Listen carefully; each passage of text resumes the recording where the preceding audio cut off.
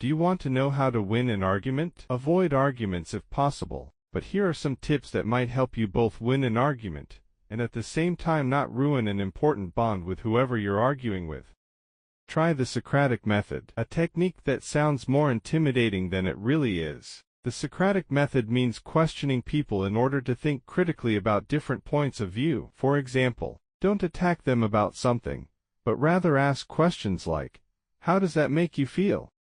With words. For example, instead of saying, you're wrong, say, I disagree. Instead of saying, you're being stupid, say, I think you're overlooking something important. By using positive words, you can make your opponent more receptive to your arguments. Listen. Listen more than you speak. It might seem counterintuitive, but sometimes, the best way to win an argument is to listen more than you speak. Your statements focus on the other person's thoughts and behaviors. They are often blaming, and involve a lot of verbal finger-pointing. I statements, on the other hand, focus on your emotional experience. This is a much more mature way to argue and generally leads to lower levels of conflict. Don't make it personal. Arguments aren't personal until you make it that way. So, avoid directly attacking the other person's lifestyle, integrity or honesty. Attack the problem, rather than the person.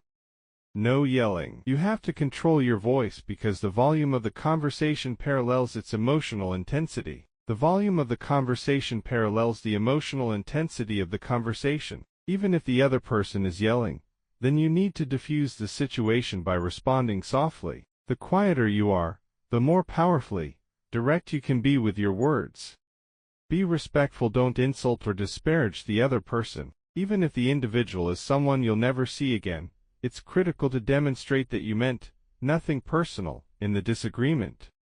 Verbal jiu-jitsu. If you are disagreeing with someone and they make what they thought was a very, very good point, but you don't, instead of being caught off guard and taken aback, just quickly and decisively say, exactly, and then move on to some other point more favorable to your position.